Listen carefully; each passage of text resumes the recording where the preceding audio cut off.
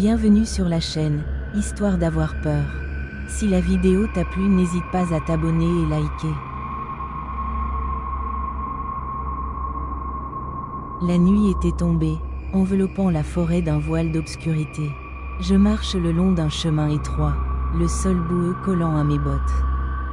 Mon cœur battait la chamade alors que je m'enfonçais plus profondément dans les bois. Attiré par une rumeur persistante qui semblait provenir d'un ancien cabanon abandonné que j'avais découvert lors de mes randonnées. J'avais entendu des histoires sur ce lieu, des histoires de disparitions, de cris dans la nuit et de rituels macabres. Mais ma curiosité m'avait poussé à m'y aventurer. Je savais que j'étais en danger, mais une force inexplicable m'entraînait. En approchant du cabanon, une odeur nauséabonde de fer et de décomposition m'assaillit, ce qui me fit hésiter un instant. Je pousse la porte du cabanon, qui émet un grincement sinistre. L'intérieur était sombre, à peine éclairé par la lueur de ma lampe torche. Des outils rouillés pendaient au mur. Et au centre de la pièce se trouvait une table maculée de taches rouges, à peine visible dans l'obscurité. Je m'approchai, mon cœur battant la chamade. Et je remarquai des marques étranges sur la table, comme si quelque chose, ou quelqu'un, y avait été attaché. Soudain, un bruit derrière moi me fit sursauter. Je me reviens rapidement. Mais il n'y avait rien. Mon souffle s'accéléra alors que je scrutais l'obscurité, sentant une présence qui m'observait. Je tourne à nouveau mon attention vers la table. Et c'est alors que je vis un vieux journal à l'angle de la pièce. Je le saisirai, mes mains tremblantes, et en feuilletais les pages. Les mots étaient griffonnés dans une écriture désordonnée, décrivant des rituels de sacrifice pour apaiser une entité ancienne qui hantait la forêt. À mesure que je lisais, une terreur aigre grandissait en moi. Les dernières pages parlaient d'un sacrifice humain, le dernier ayant été un jeune homme qui avait osé s'aventurer trop près de ce cabanon. Mon cœur se mit à battre plus fort alors que je réalisais que je n'étais pas seul. Une ombre se dessina dans le coin de la pièce, grandissant et se rapprochant lentement. Mes muscles se raidissaient, mais je ne pouvais détourner le regard. L'ombre est devenue une silhouette humaine, une figure sombre aux yeux rouges étincelants. Elle s'avança lentement, un sourire carnassier illuminant son visage déformé. Je réalisais avec horreur qu'il s'agissait de l'esprit du jeune homme, piégé ici pour l'éternité. Il tendit une main squelettique vers moi. Et je sens un frisson glacé parcourir ma colonne vertébrale. Je reculai lentement, mais la silhouette s'approche de plus en plus, et je me souvins du journal. Je devais fuir, mais mes jambes restaient figées. L'ombre murmura des mots incompréhensibles, et je pouvais presque sentir son odeur de mort m'envahir. Dans un dernier élan de volonté, je tournai les talons et course hors du cabanon, le cœur battant à tout rompre. Le vent hurlait à mes oreilles, et je courais à travers les arbres, mes pieds glissant sur le sol détrempé. Les branches fouettaient mon visage, mais je ne me retournai pas, la peur me poussant à aller plus vite. Mon souffle était court, et je pouvais entendre des pas derrière moi. Un écho sinistre qui se rapprochait. Je savais que je ne pouvais pas m'arrêter, pas maintenant. J'entrai dans une clairière, le clair de lune éclairant mon chemin.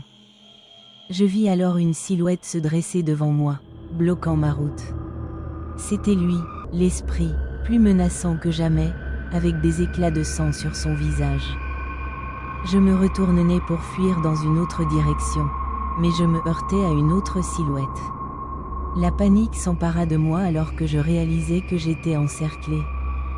Les esprits des victimes passées s'étaient tous rassemblés autour de moi, les yeux vides et leur souffle glacial me paralysaient.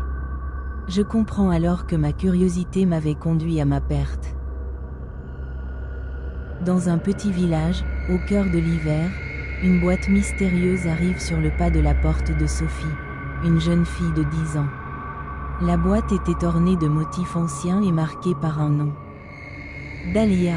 Intriguée, Sophie découvre la boîte pour découvrir une poupée en porcelaine, avec des yeux brillants et un sourire sinistre. Elle était vêtue d'une robe en dentelle et tenait un petit couteau en plastique. mais quelque chose dans son regard faisait froid dans le dos. Sophie, fascinée, a décidé de garder la poupée et l'appela Dahlia. La nuit tombée, alors qu'elle s'endormait, elle sentit une présence dans sa chambre. Elle se réveilla en sursaut et aperçut Dahlia, qui semblait avoir changé de position.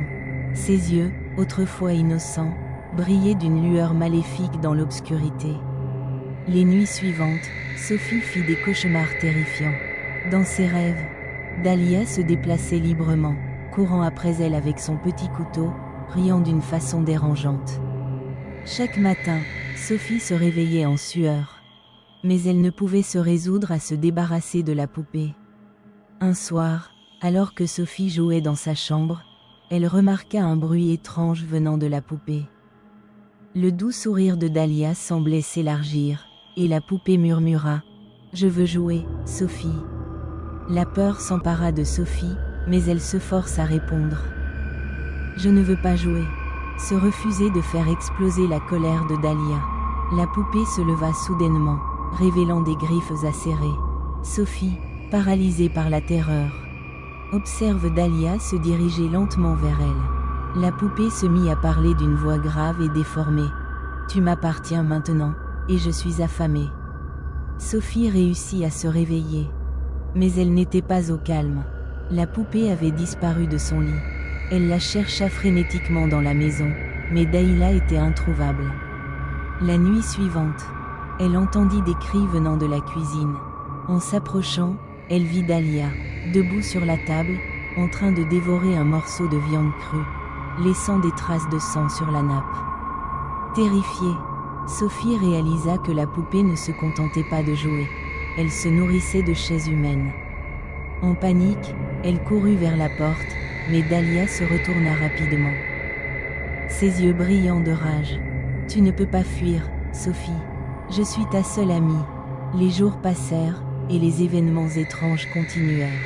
Les animaux du voisinage disparaissaient, et des bruits étranges résonnaient dans la maison. Les parents de Sophie, ne croyant pas à ces histoires, la traitaient de menteuse. Un soir, alors qu'elle était seule, Sophie décida de se débarrasser de Dahlia. Elle la prend et se dirigea vers le feu de cheminée. Mais au moment où elle s'apprêtait à la jeter, Dahlia prit vie, ses griffes s'étirant vers Sophie. « Tu ne peux pas me détruire. Je suis plus forte que tu ne le penses. Lance la poupée. » Dans un effort ultime, Sophie parvint à la jeter dans les flammes. Un cri horrible résonna dans la pièce alors que la poupée se consommait. Mais à cet instant, Sophie ressentit une douleur aiguë à l'épaule. Elle se retourne pour voir une silhouette sombre s'approcher. « Tu as cru que tu pouvais te débarrasser de moi ? Je ne suis jamais vraiment partie. » La poupée avait laissé une partie d'elle-même en Sophie. Depuis ce jour, elle ne pouvait plus se débarrasser de la sensation de Dahlia, toujours là, dans l'ombre. Attendant de revenir, les nuits étaient pleines d'angoisse, et Sophie savait qu'elle n'était jamais vraiment seule. C'était une nuit sombre et orageuse, et je me retrouvais seule dans ma maison, une vieille bâtisse héritée de ma grand-mère. Le vent hurlait à l'extérieur, et je pouvais entendre les gouttes de pluie tambouriner sur les fenêtres. Je m'étais installée dans le salon, un livre à la main, mais mon esprit était ailleurs, hanté par des souvenirs. Il y a quelques semaines, j'avais découvert un vieux journal dans le grenier. Les pages étaient jaunes, et l'écriture tremblante racontait des événements étranges qui s'étaient produits dans cette maison. Des murmures dans les couloirs, des ombres qui se déplaçaient sans raison, et une présence malveillante qui semblait s'installer à chaque pleine lune. Soudain, un bruit résonna dans la maison, comme un grattement venant du couloir. Mon cœur se mit à battre plus vite. J'essayais de me convaincre que c'était juste le vent, mais la peur commençait à me ronger. Je me lève lentement, la main tremblante sur la poignée de la porte. En ouvrant la porte, un courant d'air glacial me frappa. Je me retrouvais face à un couloir sombre. L'obscurité semblait avaler la lumière de ma lampe torche. Je fis un pas en avant, puis un autre, et à chaque pas, le grattement se faisait plus fort, comme si quelque chose voulait sortir du mur. Quand j'arrive à l'extrémité du couloir, je vis une silhouette floue se dessiner dans l'ombre. Mes jambes tremblaient, et je voulais reculer, mais quelque chose me retenait. La silhouette s'approche lentement, révélant un visage que je connaissais bien, celui de ma grand-mère.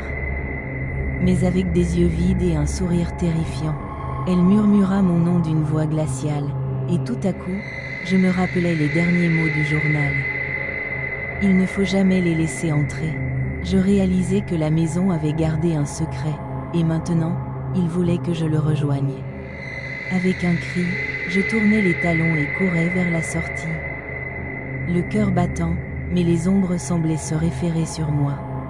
Je savais que je ne serais jamais vraiment seule dans cette maison. Et que l'histoire d'horreur qui avait commencé il y a des décennies n'était pas encore terminée. Merci pour votre visite et à bientôt.